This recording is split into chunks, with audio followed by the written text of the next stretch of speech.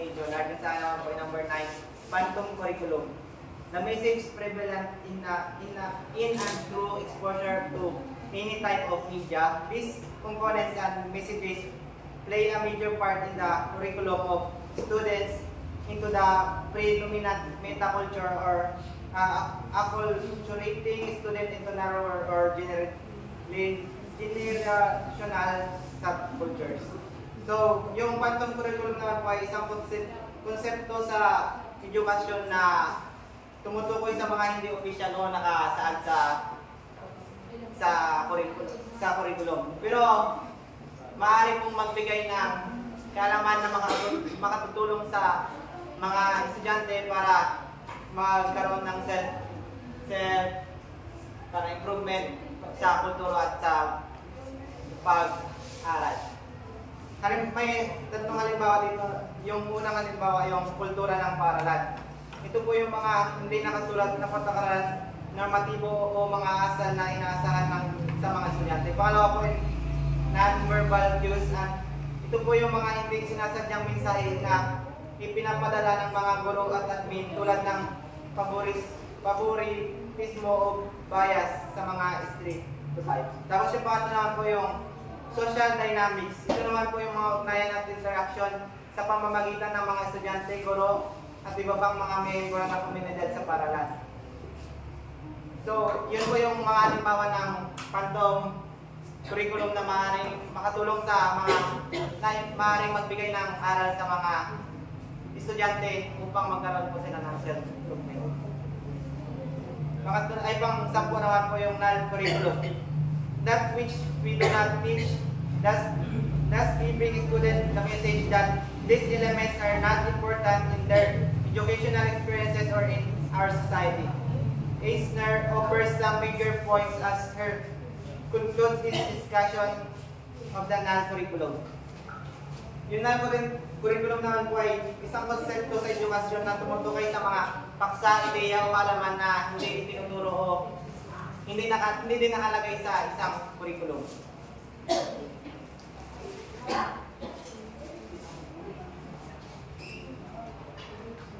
Ito po yung curriculum din po ay maaaring maging mahalaga o may kaugnayan sa pagkatuto ng mga estudyante.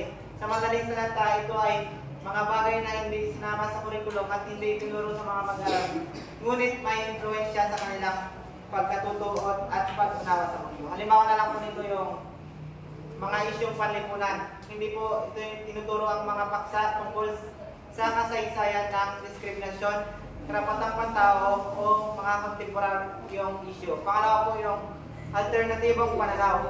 Hindi tinuturo ang mga alternatibong pananaw o teoryang hindi tugma sa dominanteng diskurso o opinion. Yung pangatlo po yung mga partikular na kasanayan tulad ng pamamahala ng emosyon o mga isyu tungkol sa kalusugan at mental na kalagayan na hindi itinuturo bilang bahagi ng curriculum.